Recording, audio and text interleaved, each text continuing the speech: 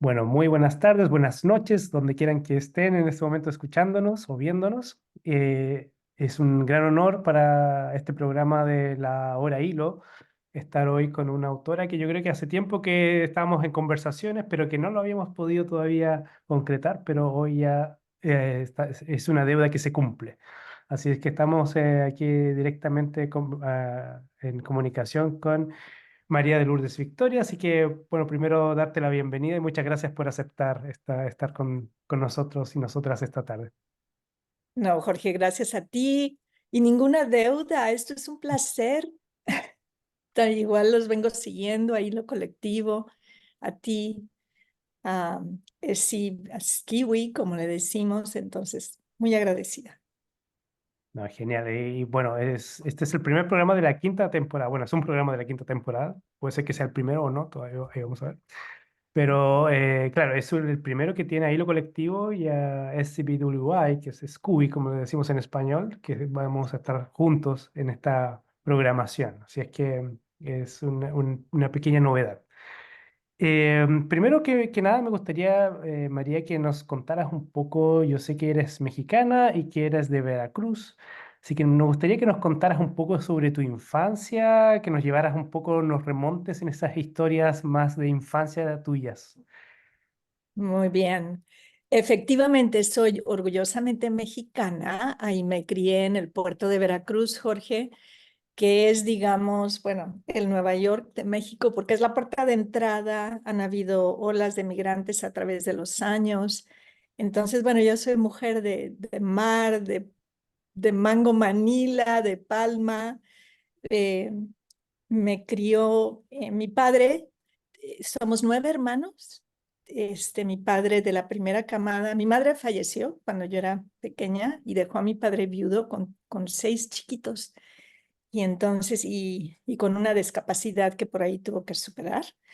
Entonces, mi infancia en ese sentido, pues fue un poco triste, porque pues siempre añorando a la madre, ¿verdad?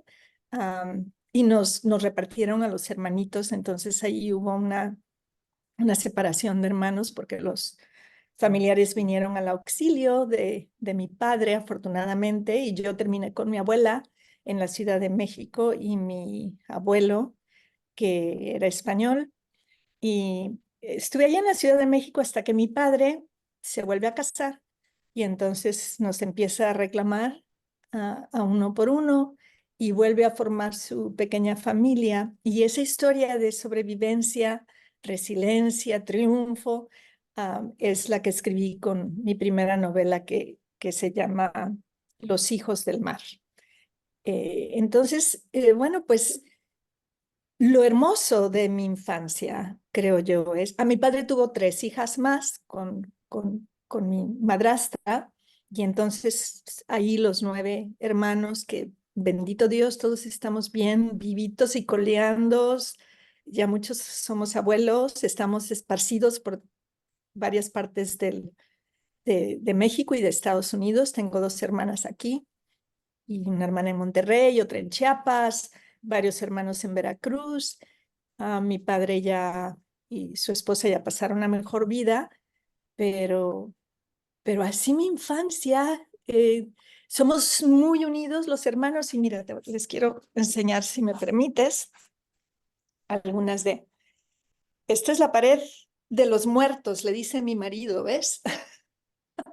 Entonces aquí tienes a todos los personajes de la primera novela y aquí no sé si alcanzas a ver, tienes a mi papá y mi mamá, y acá tienes al abuelo Vicente, español, que igual, curiosamente, igual que mi padre, se queda viudo con 6 chiquitos, fíjate.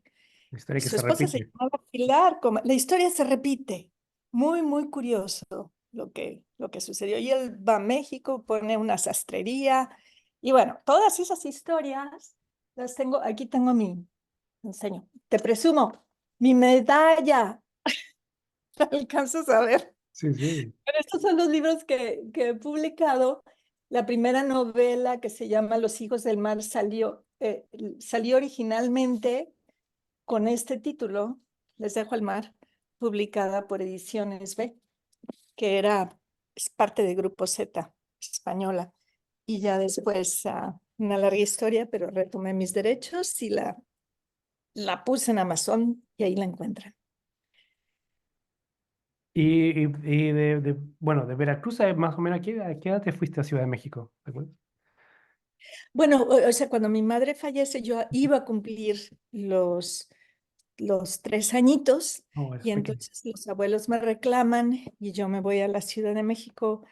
La verdad es que estábamos ahí de visita porque cuando ella fallece en un accidente automovilístico y es el mismo, en ese accidente fallece también un tío que iba manejando, hermano de mi padre, y mi padre queda como ya muy mal, muy grave.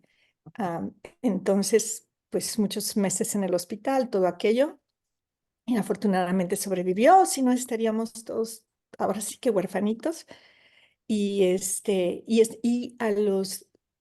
iba yo a cumplir los 6 años cuando voy de visita un día a verlos y en la estación del tren yo empiezo a pegar de patadas y a gritar que yo me quería quedar con mis hermanitos en Veracruz. Mi papá ya se había casado, pero no era capaz de ponerle otro niño más a su nueva mujer y dos, pues de quitarme de la abuela y de los abuelos que ya me querían como otra hija.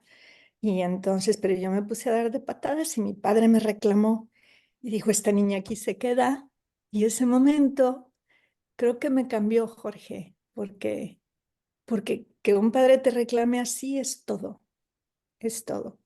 Entonces me quedé de ahí en adelante y, y en Veracruz hasta que me casé. ¿Qué recuerdos tienes tú de de tu infancia en relación a los sabores, olores? Tú mencionabas algunas cosas, ¿no? Pero y de juegos que tenías. Uy, bueno, era otro mundo. No había internet. ah, mm, había pocos. Los médicos en México no ganan mucho dinero, no fuimos pobres. Mi padre siempre proveyó en casa, sustento, todo lo que un niño puede necesitar. Pero no éramos gente adinerada y éramos 9, entonces pues había que repartir los recursos, ¿no? Entonces, pues los juegos, pues no había mucho en la playa todo el mundo es feliz, Jorge, necesitas conchitas y la playa, el mar, un vasito que alguien dejó o un pedazo de un coco para hacer un hoyo y no necesitas grandes cosas. Yo no tuve, rentábamos las bicicletas, por decirte algo, no era de que tenía nuestras propias bicicletas, no había televisión en mi casa hasta que ya fuimos grandes, más grandecitos, que fue con aquel evento del hombre aterrizando en la luna, que entonces mi padre pensó que, bueno, sí, sería bueno que fuera parte de nuestra educación, ¿no? Pero, ¿qué te puedo decir? Habían en Veracruz 2 canales, blanco y negro. Ya después hubieron más canales y de color, pero además los horarios muy estrictos. Este, Solo si hacías bien la tarea, con una larga lista de condiciones. Entonces, jugar con los amigos, jugar en el patio, treparte a los árboles y jugar con ese pavo que le traían de regalo un paciente, le traía a mi papá, como no podía pagar su consulta, pues le regalaba un pavo para Navidad, pero te estoy hablando de un pavo vivo, ¿eh? Entonces, que nosotros decimos guajolote también. Entonces, ahí estaba el guajolote con la cuerda afuera y nosotros jugando con él. Entonces, sí, cuando había un domingo, mi papá a veces nos daba nuestro domingo. Yo no sé por qué salen estos globitos, ¿los viste? Sí, es una cosa de Zoom. Es algo Yo no nuevo. sé, Sí, tu de movimiento. repente, de repente salen cuando hablo, alguien me está mandando globos, gracias. Entonces, pues fue una infancia muy diferente, las canicas, las muñequitas de recortar, es lo que te iba a decir. Cuando había domingos, pues yo compraba 2 cosas con mi domingo, unas bolsitas así chiquitas de plástico que era en el shampoo, porque el shampoo era un lujo. Nos lavábamos con jabón, entonces traía yo los pelos así, todos traíamos, porque con el calor de Veracruz, el shampoo, la vanidad. Y el otro, las muñequitas de recortar. Entonces recortabas, de esas que recortas la muñeca, recortas el vestidito y le vas cambiando el vestido. Sí, exactamente. Doblando las Bueno, puntitas. y ahora sí que me sentí vieja, ¿eh? No, pero genial, porque en el fondo es como te vas construyendo también como escritor, escritora, ¿no? Contando historias también a partir de esas vivencias, ¿no? ¿Y cómo parece la literatura, por lo menos en ese momento de infancia? No sé si tú tienes o te recuerdas ahí un encuentro especial o específico. Sí, te voy a decir que yo esto de la literatura se lo debo y se lo agradezco a mi madrastra. Ella nos inculcaba mucho el leer, entonces en la Navidad, como ya dije, no había mucho dinero, ¿verdad? Entonces, pero lo que sí había era un libro que nos traía Santa Claus, un libro, o los Reyes Magos, entonces a cada niño. Y entonces nos prestábamos esos libros. Bueno, a ella a su vez le había inculcado el amor por la literatura su padre. Su padre era suizo. Él nació, se crió en Suiza, hablaba 7 idiomas, era muy juguetón y vivía a la vuelta de la esquina con la mamá de mi madrastra, doña Flora. Y entonces a mí me encantaba ir a verlos porque tenía libros en su casa. Y entonces yo iba allá, me daban de cenar porque también cenaban muy bien y en mi casa no tanto, porque pues no había mucho. Sí cenábamos, pero no tanto. Nos arrebatábamos la comida. Bueno, en la casa de ellos había abundancia en la comida y había libros. Y te voy a enseñar estos libros que finalmente me los heredó mi madrastra cuando falleció. Y esta fue la primera, fíjate nada más, qué colección de libros. Ve qué antigüedad. Vienen directamente de la biblioteca de este abuelo. Y aquí no había censura tampoco, ¿eh? En la casa de mi padre un poquito más había censura. De cualquier manera nos escapábamos a leer las novelitas que leían el jardinero y su esposa, que no eran buenas para las niñas de bien, ¿ves? Pero nosotros las leíamos. Pero estos libros, fíjate, fue aquí descubrí de verdad mi amor y mi pasión por la literatura. Estas son las obras completas de Oscar Wilde. Estas.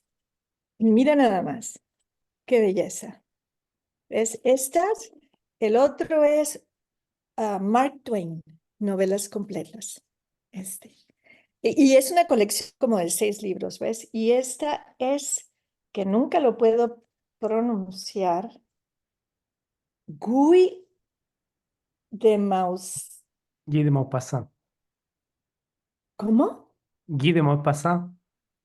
Ándale, tú sí sabes, él, este. Genial, Bueno, son maestros de los cuentos, ¿eh?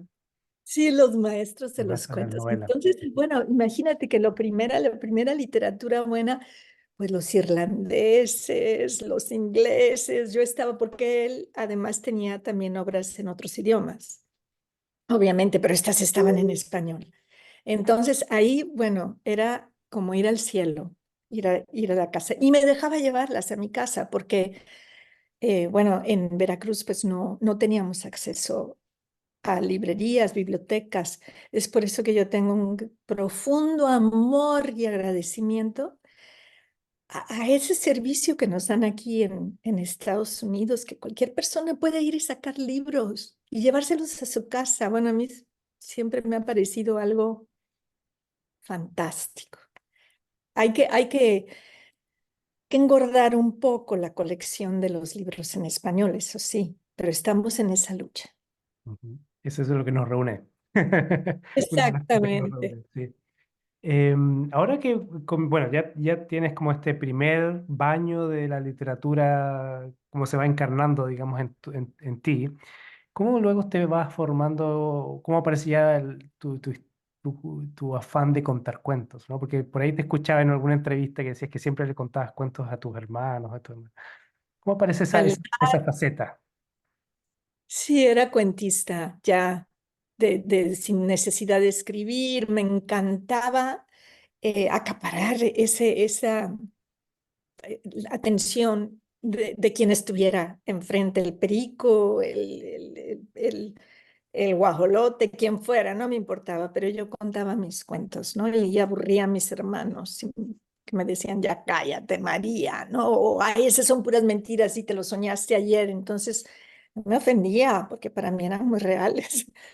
Pero de ahí también tenía una tía muy querida que fue mi madrina, que vivía en Córdoba, y entonces yo ahí me desataba escribiéndole cartas y cartas. Entonces fue literatura epistolar. Mi pobre tía, yo no sé qué hacía cuando recibía el fajo Y entonces me hablaba por teléfono, ¿ves? Y me decía, mi hijita, a mí no me gusta escribir. Entonces le costaba mucho trabajo contestarme, pero yo esperar esa carta de ella era, bueno, algo maravilloso. El cartero andaba por la bicicleta en los calores de Veracruz y ahí venía con su silbato. Y cuando yo oía ese silbato, bueno, corría esperanzada que una carta iba a ser para mí, pero no. Nunca eran, bueno, muy de vez en cuando. Después se fueron mis hermanos, salieron a estudiar a otros lugares y lo mismo, yo les escribía y les escribía y ellos sí contestaban, breves, poco, pero contestaban. Tengo sus cartas hasta el día de hoy.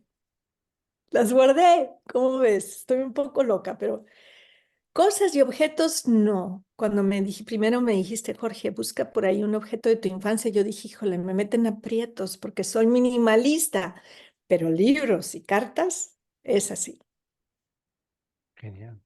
Y bueno, después te vas a Estados Unidos, ¿no? Emigras a Estados Unidos y ¿cómo fue este periodo de transición, ¿no? De un lugar como Veracruz y con todo lo que me cuentas de tu familia y que tus pequeñas tradiciones locales y personales y cómo logras insertarte en en otro país que es tan cerca, pero a veces muy lejos también en cultura, ¿no? Bueno, son cosas que hace el amor, Jorge. Bueno, yo vine, allá terminabas el bachillerato a los 17 años y yo nunca fui brillante en la escuela. Mis hermanas sí, pero yo no. Y mucho menos en el inglés. Entonces mi papá, viendo esa carencia y hablando con un amigo, dijo, no, pues te voy a mandar un año a Estados Unidos con una familia aquí. Fue contacto personal. Y me mandó a estudiar 9 meses, a hacer el senior year en una universidad, en una high school aquí. Ese fue un choque, claro, porque yo venía pues de un ambiente muy cerrado, muy familiar y la familia que me acogió fue una linda familia que siempre quiso y les agradezco en el alma. Eran una familia muy tradicional y muy cristianos, evangélicos, entonces otra, otra experiencia para mí muy diferente. Y bueno, me costó, extrañaba yo mucho el mar y luego llegar aquí a este bosque de la Caperucita Roja, ves que yo desde en cualquier momento me brinco un oso, un lobo y luego caminar a la escuela, pero lo peor fue el clima, porque en estos lares llueve muchísimo. Bueno, ahorita ha estado lloviendo todo el día, o pringando más bien y hace frío, demasiado frío para los calores a los que yo estaba acostumbrado, ¿no? Entonces el mar, los calores, la comida, súper diferente, el núcleo familiar también muy diferente, pero tuve la suerte, te repito, de que esta familia eran personas muy amorosas, entonces cuando menos esa calidez de hogar, allí estaba, ¿no? Pero ir a la iglesia con ellos, por ejemplo, me espantaba, porque pues allí de que se hacen milagros y transformaciones ahí mismo en la iglesia, yo salía panicada con mi imaginación, ¿no? Estando aquí, conocí a mi esposo, que su hermana tenía tuvo un evento de su high school en la que invitaban a todos los chicos foráneos y la señora de mi casa me dijo, que se llamaba Eva, Eva me dijo, no tienes que ir, María, tienes que ir y tienes que llevar tu guitarra, tienes que tocar tu guitarra. Y ahí voy yo a esto y tuvieron una fiesta en casa de ella y en casa de la hermana de Jeff y Jeff estaba de vacaciones. Entonces yo entro a la casa aquella con mi guitarrita y me encuentro que está un chico muy guapo tocando el piano y tocando los Beatles. Y entonces cuando yo lo escucho, bueno, me derretí.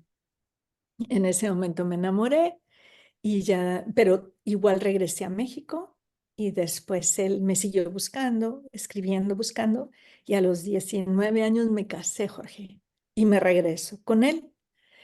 Y ya sabía yo a lo que venía, pero venía enamoradísima. Entonces venía yo dispuesta a lo que fuera. Y empezamos a estudiar en la Universidad de Washington, los dos, y yo a trabajar además en un hospital, en el hospital público de la Universidad de Washington. Y ya, ahí empezamos, sin nada. Vivíamos en student housing, que son casitas de subsidio que le dan a los estudiantes. Vivíamos de préstamos. Ah, él sí usaba un coche viejo y yo mi bicicleta. Pero bueno, yo recuerdo eso, esa etapa como una buena etapa. Lo difícil vino después, cuando vinieron los hijos y estaba yo aquí sola, porque acuérdate que en aquellos tiempos, vaya, para conectarme con mi familia era por carta y rezaba a saber si llegaba la carta a México o a ver si se quedaba en las manos de alguien, una persona malintencionada y nunca alcanzaba su destino. Hacer llamadas prohibido. Entonces, esta situación de que hoy agarro el teléfono y hablo con quien quiera de mi familia, es una bendición indescriptible. Y vaya, las personas recién emigradas que dicen, no es que siento nostalgia, sí sientes nostalgia, pero imagínate que no tuvieras, que no pudieras tener ese contacto con nadie. Si tú hubieras sido otro planeta. Pero bueno, eso fue lo difícil. Y luego ya te empiezas entrar en tu carrera de derecho. ¿Cómo ocurre este cambio, ¿no? Porque parece que venías por las letras, ¿no? Y todo indicaba que por ahí iba tu dedicación. No sé en qué momento se me ocurrió estudiar leyes, Jorge. Bueno, sí lo sé, eh, eh, pero definitivamente fue un desvío. Pero bueno, o sea, en esta vida todo es aprendizaje, ¿no? Y todo es bueno. Entonces, todo apoyo ayudó a mi crecimiento y no me arrepiento, pero sí lo veo como un desvío. Fue en mi cariño por los niños. Entonces, yo estaba criando a mis dos hijos pequeños y tenía una amiga que trabajaba en el condado de King como detective, investigando casos penales. Y ella me decía, ay María, no sabes lo terrible que tratan a las familias latinas y los abogados no hablan su idioma y están separando a los niños de sus papás. Y mira, cuando hablas de separación de niños, bueno, pues ese era mi dolor, lo que a mí me había pasado, ¿me entiendes? Entonces yo creo que de alguna manera hasta el día de hoy lo sigo procesando, ¿no? Me afecta. Entonces, yo pensé, cuando tienes que 20 y tantos años, menos de 30, piensas que tú puedes cambiar el mundo y hacer algo, ¿no? Y pues digo, pues bueno, si necesitan abogados, pues yo voy a ser una abogada y los voy a ayudar. Y apliqué, y para mi sorpresa me aceptaron. Solo podía aplicar a una universidad porque el trabajo de mi marido no nos hubiera permitido mudarnos a ningún lado. Y yo ya tenía mis hijos en una escuelita en español, pública, además, que me encantaba. Entonces, bueno, apliqué, me aceptaron y a los pocos días de haber empezado yo dije, no, ¿qué cosa estoy haciendo aquí? Esto no me gusta para nada, sáquenme. Pero siempre pensé en aquella persona cuyo lugar yo había tomado, ¿me entiendes, Jorge? Entonces, un poco por culpa dije, no, ahora tú te metiste en esto y ahora lo terminas. Un poco como mis novelas, ahora lo estoy reflexionando. Ya que empiezo una novela, la tengo que terminar porque sí o sí. Y nada, empecé, terminé y cuando salí apliqué para el condado, para, según yo, ayudar a estas familias. Y bueno, me contrataron, pero no necesariamente inmediatamente ayudar a estas familias, sino ayudar a casos penales. Entonces, te estoy hablando de personas indigentes que las han acusado de un crimen, entre ellas los abusadores, y no te puedo decir cuánto trabajo me costó ejercer, no fue nada fácil, ¿no? Y bueno, pero lo hice y de ahí, en cuanto pude, hice mi transición y me fui a la Universidad de Washington, Escuela de Derecho, a enseñar a estudiantes a cómo litigar, porque eso sí que ya lo había aprendido, ¿no? Para bien o para mal. Y ese fue un trabajo lindo, me encantó, pero de ahí volví a cambiar porque yo decía, no, es que, y sigo, y insisto, y pienso, Jorge, que el sistema jurídico de este país, ningún sistema jurídico es perfecto, pero el sistema jurídico de este país eh, no, no sirve bien a nuestra cultura latina, ¿me entiendes? O sea, no es un buen no es un buen canal, y sobre todo en los casos de familia, ¿me entiendes? Eh, entonces yo opté por la mediación y ayudaba yo a las familias a que, oigan, no litiguen, no vayan a la corte, no se vayan por ahí, vamos a ver si pueden llegar, aunque sea un mal arreglo, pero un arreglo, ¿me entiendes? Eso también me gustó, ejercí varios años como mediadora, pero yo seguía escribiendo. Entonces ya cuando se publican mis obras, yo ya dije, no, yo de aquí soy, esto es lo mío, esto es lo que me llena, esto es lo que quiero hacer. Y poco a poco fui haciendo, fui regresando a mis orígenes como los salmones. Eh, Regresé a mi río. Debe haber muchas historias ahí, ¿no? Como en todos los procesos que tuviste que vivir también en derecho, ¿no? Como que en el fondo van alimentando también tu sensibilidad, ¿no? Con temas que tú ya has dicho, digamos, la inmigración, los niños, estos temas que son tan importantes, ¿no? Para nuestra comunidad en Estados Unidos y en el mundo en general, son temas ahí que están hoy, digamos, son tremendamente importantes. Sí, cuando mi manera de despedirme de ejercer, de litigar, fue con la segunda novela, con Más allá de la justicia. Yo ahí me di permiso de que, mira, estás sufriendo aquí en este trabajo, te están doliendo todos estos casos, pues sácalos. Entonces escribí esta novela, Más allá de la justicia, y mi hermana, sin que yo lo supiera, que la manda al Premio Planeta, Internacional de Planeta. Bueno, Jorge, cuando me dijo, yo no podía creer que es tal osadía, pero que vamos quedando como finalistas, entre las 10 novelas finalistas. Entonces, cuando eso sucede, pues nos fuimos a Barcelona y me tocó sentarme ahí en esa gala que te sirven muchos platillos y que van eliminando novelas. Y yo rezaba el Padre Nuestro y todas las Aves Marías. Y iban de 10 quitando, ahora son 9, ahora son 8. Así es, ¿eh? Y la mía no la quitaban fue la tercera, que quedaban 3, la eliminaron la mía.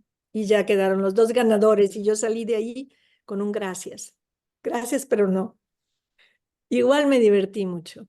Pero ahí en esa novela iban todos mis sentimientos, mis vivencias en ese lapso que ejercí la abogacía. Y qué bonito, es como una tesis casi, ¿no? Y como suena como haber terminado un proceso y aquí está el... Ándale, una tesis, me gusta. Sí. Bueno, podemos empezar tal vez a hablar bueno, tus temas van por una parte tus antepasados, ¿no? Esta conexión con historias que vienen dando vueltas en tu familia. Me interesa esa parte en términos, yo creo que a quien está a quien está escuchando, yo creo que le interesaría también conocer cómo fue tu proceso de investigación, de cómo lograste reunir todas estas historias y todo el material, digamos, para construir tu novela. La primera, la de Los Ujú. hijos del mar, Los hijos del mar. fue divertidísimo. No, esa parte, mira, la escritura la gocé, Jorge, pero las entrevistas fueron un regalo de Dios. Tengo en mi familia, por parte de mi madre, los Mugiras son simpaticísimos. Pues, han tenido unas tragedias que, bueno, Dios mío, no sé por qué, pero son muy simpáticos. Entonces te podrás imaginar. Imagínate que mi abuela tuvo 13 hijos, se le murieron varios, pero tuvo muchos hijos. Entonces todas estas tías y tíos, imagínate en el que no, pero es que tú estás loca, Gloria, así no fue, no, pero ¿cómo crees que esto pasó? Eso no pasó para nada, no le hagas caso, así, ¿no? Y yo tomando nota de todo para después agarrar este chorizo y decidir, bueno, qué es lo que más me gusta de todo lo que oí y poner una versión ahí mezclada de lo que yo pensaba que era la verdad? Pero, por ejemplo, esas vivencias, esas entrevistas con mi padre, fue la mejor vida vivida con él. ¿Ves? Porque yo viviendo hasta acá, pues no podía estar en contacto con él. Pero esta novela nos unió, ah, y bueno, yo me volví confes- el sacerdote y él el penitente o algo así, ¿ves? Al que me traía, pero claro, también había secciones que me censuraban, ¿no? Y contándome la historia de su familia. Y por otro lado, un tío principalmente son de la región de Ramales de la Victoria, ellos en España, bajito de Santander, un pueblo.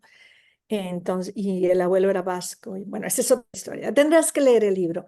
Pero él, cuando leyó el manuscrito por primera vez, que yo no sabía que iba a ser una novela, pero cuando le compartí algunos capítulos para ver si estaba yo bien en lo que estaba armando de ese lado, parte de la familia, él me dijo: está preciosa tu novela, sobrina, pero no puedes escribir de España sin venir a España.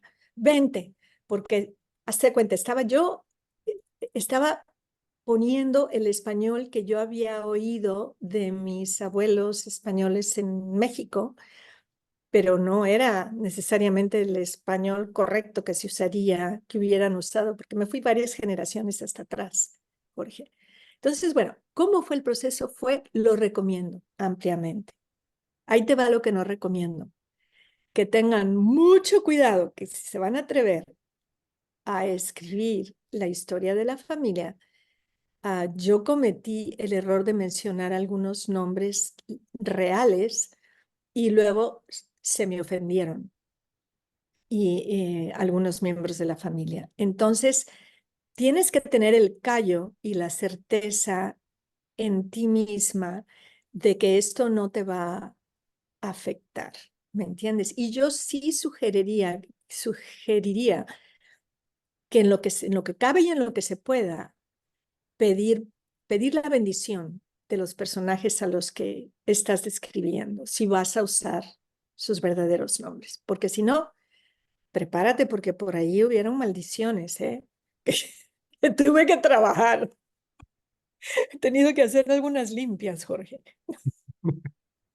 Oh, me imagino, todas las familias tienen sus lados, digamos, oscuros y, y personajes de ahí que, claro, no puedes quedar bien con todos. Por lo menos no con Y todos, como, poniendo el nombre, yo creo que es. claro, y como novelista tú, vaya, yo con mi imaginación yo le decía a mi papá: papá, es que te estás describiendo a tu mamá como una santa. Nadie es una santa. Si tú no me empiezas a decir algunos de sus defectos, yo me los voy a inventar. O sea, algún defecto pudo haber tenido, ¿no? Entonces, bueno, también es eso, ¿no? Porque las personas te describen, es como ir a un funeral y todo el mundo está hablando de las maravillas que fue el difunto o la difunta, y, y por decencia, pues nadie quiere hablar de su humanidad, pero pues eso no resulta en un personaje verosímil, ¿me entiendes? No, es muy difícil una novela, yo creo, un personaje que es muy plano, ¿no? Que no tiene un lado Exacto, gay, claro, ¿no? Sí. plano es la palabra, gracias. Y bueno, podemos comenzar a a meternos un poco en tu otra faceta que es la escritura infantil, que ahí tienes varios libros ya publicados. Me gustaría que nos cuentes cómo es que aparece esta escritora de libros infantiles, que son tan diferentes también a tus novelas, ¿no? Sí, bueno, como ya había mencionado, siempre me han gustado los niños. Me gustan y a ellos les he contado muchos, muchos cuentos antes de escribirlos. Entonces, yo creo que para mí la literatura infantil es un respiro, es es una pausa que hago de todo lo demás que escribo, de la literatura de adulto, que son temas fuertes realmente, ¿no? Am, en mi cuento breve, por ejemplo, escribo mucho de situaciones de los migrantes, porque es lo que estoy viviendo acá, ¿no? De las personas que vienen de México, sobre todo las mujeres, y mucho sobre el México que yo veo desde acá, con estos lentes literalmente. Entonces, ir a la literatura infantil es un deleite. Y luego, Jorge, con la llegada de los nietos, pues ya tenía yo toda la inspiración para hacerlo, ¿no? Entonces ahí me arranco y empiezo a escribir solo por diversión. Sí que encuentro el proceso de publicar la literatura infantil mucho más difícil que la literatura de adulto. No sé si es porque escribo mal el cuento infantil o porque no sé cómo moverme en ese mundo, pero me parece súper complicado. ¿Entiendes? Yo ya me he metido a hacer esto de los Twitter parties y, o, o sea, es una pesadilla. Yo ya me he sentado con colegas como Judy, que amablemente hemos revisado las listas y todo esto y tratando de eliminar y los query letters y todo este proceso es abrumante, me quita demasiada energía. Entonces yo empecé en un principio, pues, publicarlos en Amazon. Los publico en Amazon y ahí están. Y si me invitan a alguna escuela, pues imprimo la cantidad que necesito y ahí voy y ahí los presento y los compra quien quiera y quien no también. Y ya, más que nada se los puedo regalar de Navidad y de cumpleaños a mis hijos, a mis nietos, a la gente que yo quiero, ¿no? Ah, y este último del que vamos a platicar, bueno, pues ese ya descaradamente lo escribí con una de mis nietas, Josefina. Entonces, es una manera de acercarme a ellos. Mira, cuando se quedan a dormir aquí en mi casa, en tu casa, mis nietos, Jorge, mi nieta Victoria, que tiene 8 años, yo me despierto, bajo y ella ya está en mi computadora escribiendo su cuento sobre un perrito. ¿Entiendes? Entonces, realmente eso es lo que la literatura infantil ha sido para mí, ha sido un escape, un deleite, un placer, una manera de acercarme a las pequeñas seres que están en mi entorno y que son una bendición. Y tú, en tus cuentos, bueno, en este tipo de cuentos, me he fijado que aparecen varios animales. Como animales es un tópico, más o menos, es un recurso, un personaje, digamos, que aparecen bastante en tus novelas, que pueden estar más o menos cercanos a los humanos, digamos, que pueden ser mascotas o pueden ser animales de la granja, ¿no? ¿Cómo tú ves por qué usas, digamos, este tipo de personaje? Porque son tan simpáticos, ¿no? Y porque son, bueno, casi todos los niños, sé que hay niños por ahí que no tienen el privilegio de tener mascotas, pero incluso aquellos que no tienen mascotas porque no pueden o no les dan permiso, hay algo hay una atracción, yo creo, sincera y honesta, entre un amor de los buenos, entre los niños y los animales. Hay como una comprensión, yo así lo siento cuando los observo en sus interacciones con los animales. Entonces, mira, es el último cuento que acabo de publicar hace un par de días. Lo escribí con una sobrinita. Ella ella vive en Australia, en Sydney, y estuvo acá de visita y platicando de las mascotas que ella no tiene, ella me dijo, sí tengo mascotas, Ah, sí, ¿quiénes son tus mascotas? Mis abejas. Bueno, son sus abejas en su jardín, ¿me entiendes? Ya entonces ya a mí eso me interesó muchísimo. Le dije, "Ah, pues vamos a escribir sobre tus abejas. Ah, pues va, porque ella quería escribir un cuento. Me veía tan ocupada en mi labor que ella quería también. Todo lo que yo hacía, si guisaba, ella quería guisar. Entonces nos sentamos y escribimos este cuento que se llama Las abejas de Mía. Y quedó precioso, pero es un cuentito sencillísimo. En el proceso me fui dando cuenta al hacerle las preguntas a Mía que ella realmente quiere a estas abejitas y le dan su miel y con esa miel se la pone a sus hot cakes y ella entiende lo importante que son las abejas para que todos tengamos verduras y frutas. Fíjate qué concepto tan sencillo y tan simple, ¿no? Tan puro, tan inocente. Y eso es lo que me atrae. No hay complicación. Y aquí está una niña amando a sus abejas. Y ahí hay una conexión animal-niña, muy linda. Es interesante porque en el fondo es como describir el ciclo de vida, pero es un ciclo de vida que incorpora a los niños y a las niñas, ¿no? Como en este proceso.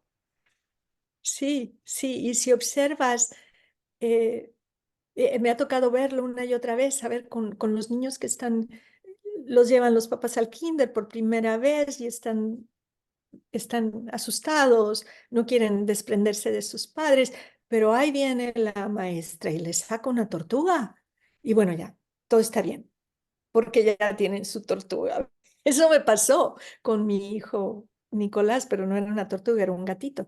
Pero inteligentemente la maestra fue y le dijo, mira, Nicolás, tengo un gatito, necesita que alguien lo consuele porque está muy solito. Ah, bueno, ya mi hijo se quedó contento y feliz. Entonces, sí, esa conexión es lo que me atrae y por eso hay animales en mis cuentos. Sí, y hay un cuento que me llamó la atención, este cuento de El cachorro come cacas, Chewie. Sí. ¿Cómo apareció esta historia? Mira, ¿sabes algo? Es mi bestseller, ¿eh? No Me vayas a imagino. creer que no. Bueno, ese me divertí tanto, porque además me divertí con esta ilustradora que ha ilustrado ya 4 de mis cuentos, que ella vive también aquí en Seattle, cerca, y es también escribe sus propios cuentos, pero hicimos clic, nos llevamos súper bien y nos compaginamos en el proceso de escribir y ilustrar y nos divertimos, porque ese es nuestro propósito principal. Entonces, con este cuento, lo que sucedía es que mis nietos habían adoptado este cachorro, Chewy, pero el Chewy tenía este problema que es coprophagia, se dice en inglés, es cáparo. Era Ay, no, coprófago. coprófago, exacto. Un pequeño problema que tienen muchos cachorros, estamos de acuerdo, ¿no? Que comen caca, pero a mis nietos y a mi hijo y su esposa no les gustaba para nada y los avergonzaba y por ahí hubo una amenaza de que, mira, si este cachorrito, bueno, mi nuera nunca haría eso porque ella ama a los animales, pero sí les preocupaba el grado que veían la posibilidad de que si el cachorro no se quitaba este hábito, de regreso a la perrera iba a dar, ¿no? Entonces, pues dije, bueno, pues vamos a arreglar ese problema con un cuento, ¿cómo le hacemos? Y de ahí surge esa idea y ese cuento. Y fue muy divertido. Y es mi bestseller. Y he visto a los niños, bueno, de verdad disfrutarlo. Y eso es una satisfacción. Cuando tú ves, pero tú lo sabes, Jorge, que tú ves a un niño que agarra tu cuento que tú escribiste y que lo está gozando, no se puede pedir más. Y bueno, ¿quieres mostrar un poquito de tu último nuevo bestseller? Ajá, bueno, es este cuento que se llama La gallina clueca. Este es mi primer libro que ha sido publicado de manera tradicional, porque lo que sí aprendí es que necesito tener un agente para entrar a este mundo de la literatura infantil, pues me conseguí un agente después de 20 y tantos años. Ella se llama Lluvia Agustín y representa a autores que escribimos en español aquí en Estados Unidos. Ella está en Tennessee. Entonces, bueno, a ella le di el cuento y se lo llevó a la feria de Guadalajara y me habló cuando regresó y me dijo, María, ya te tengo una editorial. Y nada, primer cuento por este editorial que se llama The Daisy Press, que están apenas, están, están ampliando su catálogo de literatura infantil, by the way, por si hay personas allá que necesitan un agente, ahora ya saben, o si necesitan alguna editorial, también saben. Bueno, y este cuento es sobre una gallinita, está basado en una gallina de verdad. A ver, tengo aquí la tienen. Aquí está mi nieta Josefina con la gallinita Clueca cuando era bebé y aquí está cuando era adulta. Y mi nieta Josefina, que tiene gallinas y son sus mascotas y tenía borreguitos. Esa es una triste historia que no voy a platicar. Y tenía otros animalitos, pero sus gallinas, su labor era recoger los huevitos en la mañana y notaba que esta gallina no quería dejar ir a sus huevitos. Entonces estaba pues muy triste porque le atacaba ver a su gallina triste que protestaba cada vez que le quitaban los huevos. Y entonces, a ver, a explicarle a la niña que, pues no, Josefina, no puedes, estos huevitos son para comer, nunca van, nunca van a salir pollitos, para que haya pollitos tiene que haber un gallo. Entonces, bueno, todo ese fue un tema, ¿no? De cómo explicar esa situación. Pero ella, que es muy inteligente, y dice, ah, bueno, pues un gallo, hay diferencia de los huevos, pues se va con la vecina, esto en la vida real, ¿no? Se va con la vecina y le pide uno de sus huevos fertilizados y que se lo regalan y regresa y esa gallina empolla el huevito y que le nace un pollito. Milagro de los milagros. Todos pensamos que eso nunca iba a suceder, pero si se fijan bien en la foto, aquí está su bebé, que además es de otra raza, ¿eh? Este tipo de pollito que tuvo. Bueno, la más feliz era mi nieta. Esta es la ilustración, ¿no? De ella, ya la mamá Clueca, cumpliendo su sueño de ser mamá, ¿no? Am, y, y ese es el final de este cuento. Pero Tiene, el tiene verdadero su... desenlace de la vida real no acaba ahí. Tristemente se apareció el coyote y se los almorzó a los dos. Pero bueno, eso ya no Esa es otra entró. historia, esa es la historia Es terror. otra historia. Lo que sí es que mi nieta estaba tan devastada, ¿verdad? Que yo le decía, le propuse, pues vamos a escribir el cuento. Y ella, tú todo lo quieres resolver escribiendo cuentos, abue. Le dije, sí, yo todo lo resuelvo escribiendo cuentos, verás que sí se puede, verás que es un buen proceso. Y bueno, creo que lo fue. Ella ya hoy día se sube en su bicicleta y va por la vecindad vendiendo los cuentos, ¿eh? Y vende más sus galletas de Girl Scouts que, que las que los libros, tristemente, pero no importa, no se desanima. Ahí va. Esta es otra tesis, ¿no? La tesis de ustedes dos, ¿no? Anda. Un proceso que se cierra también, ¿no? Sí. Y tiene ciertos parecidos que cuando lo leí yo me pareció como tiene algún parentesco con el patito feo, en esta idea del pequeño pollito que no es igual a los otros pollitos y lo tratan de feo y todo. Y, pero a mí me parece que también habla de como, bueno, uno podría, y siempre uno tiene que leer las capas, ¿no? De encontrar las capas de los cuentos es súper entretenido. Yo creo que es como cuando lees, vas leyendo muchos cuentos, vas encontrando esos otros niveles, ¿no? Y a mí me parece que este tema de la adopción, ¿no? De las mamás que quieren ser mamás, ¿no? Y que no pueden, y todo este tema yo creo que está también muy interesante que va detrás, ¿no? Y que yo creo que puede hablar también a muchos niños y niñas también en esas dimensiones. Sí, la infertilidad, ¿verdad? La maternidad, el, el, el deseo no logrado de tantas mujeres y padres que quieren ser padres y que no pueden. Y la alternativa de, bueno, pues mira, vamos a adoptar y vamos a coger como si fuera nuestro otra. Ese tema ya está, claro. No a propósito, porque repito que, y mira, las gentes han leído otras capas, ¿no? Que sí es a favor del aborto, en contra del aborto. Pero ¿de dónde están leyendo esto? Si aquí sí nace el pollito, ¿me entiendes? Ah, no, pero como tiene un pasaje donde las otras gallinas, las que se burlan de ella, las que no quieren empollar porque no son cluecas, que es esta página, van y picotean a sus pollitos, a los huevos, que también es verídico y muchas gallinas lo hacen. Entonces la gente interpreta lo que va a interpretar, es Jorge. Y entonces yo digo, bueno, pues ahí va el libro que escribí con mucho amor y con mucho cariño con mi nieta y que nos divertimos y fue un proceso catártico para ella. Y ahí va para el mundo y ahí el mundo que lo interprete eh, como lo van a interpretar. Y está bien, ¿no? A ver, sí, es independiente, es el pollito ahora. El libro se convierte en ese pollito que está en el mundo. Exactamente, exactamente.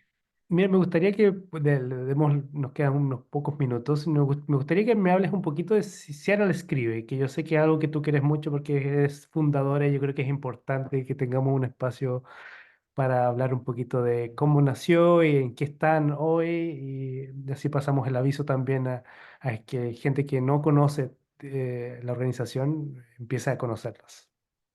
Mira, yo te agradezco tanto, Jorge, que tú incluyas ese segmento en Seattle Escribe, porque independientemente de cualquier autor, está esto, ¿no? Que estamos haciendo con Hilo Colectivo, con Scooby y con Seattle Escribe. Seattle Escribe nace porque nace porque tenemos una gran bibliotecaria en la Biblioteca Pública de Seattle, que es peruana.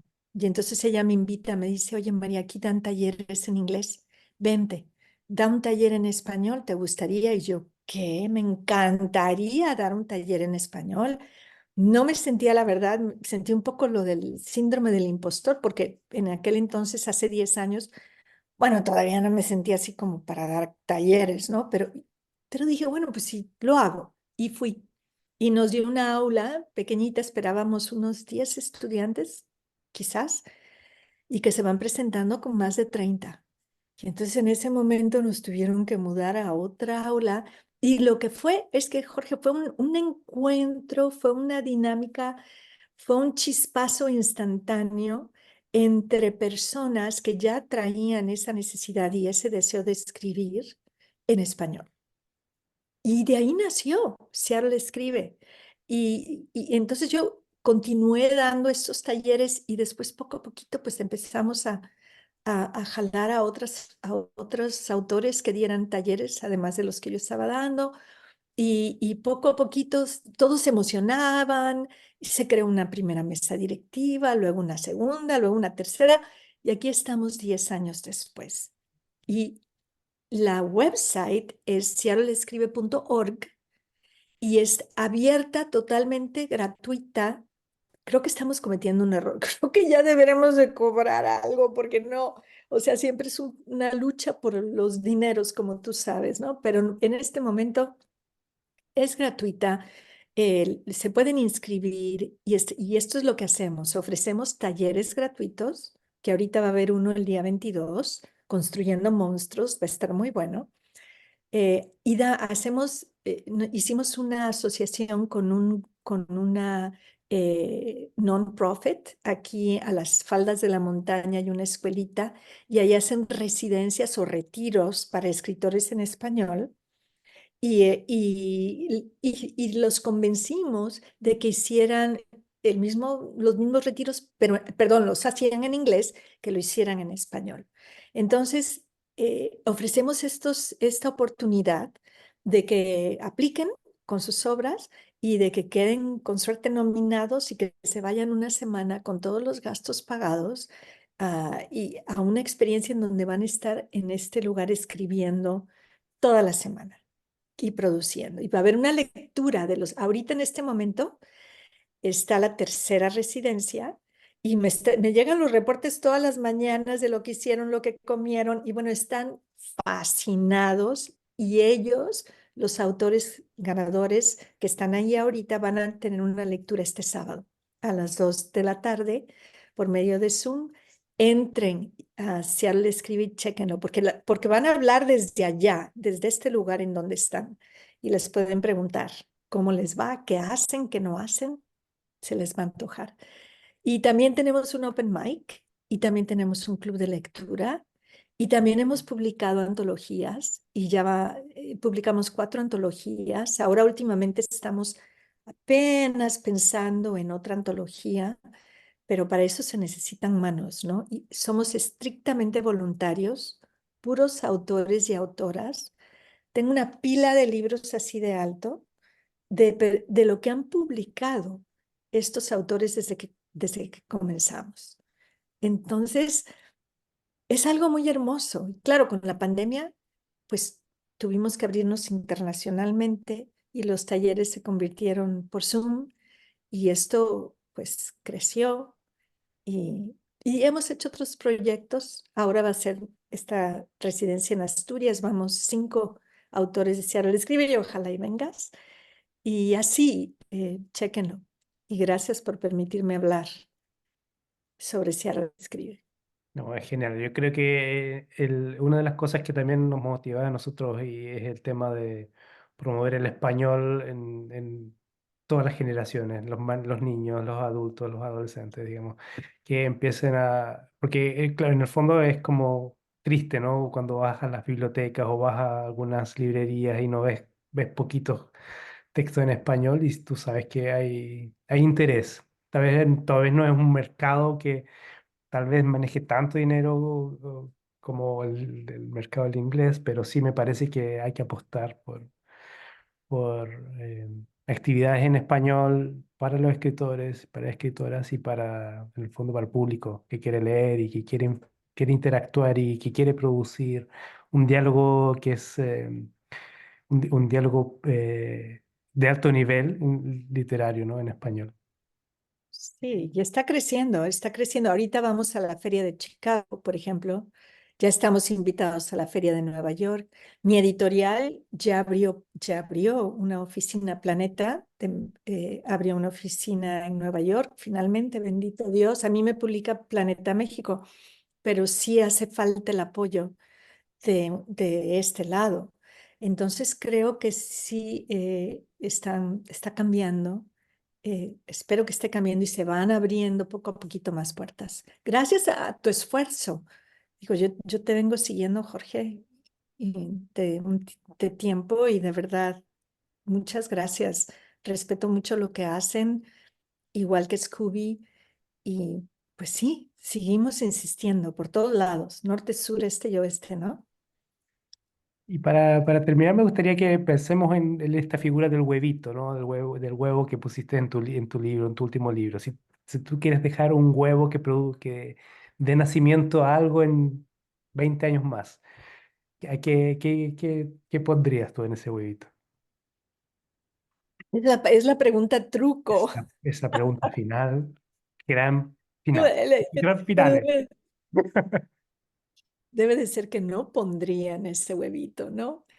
Y mira, yo lo que pondría es un papelito así como las de las galletitas chinas, ¿no? Que vas y que abres y hay como un mensaje adentro y que a mí me guía en mi vida y que ojalá les guíe a los demás.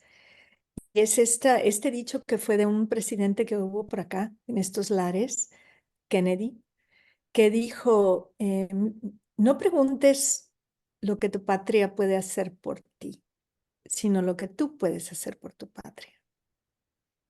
Porque si todos pensamos así, y esto para mí es lo que me lleva a Seattle Escribe, ¿no?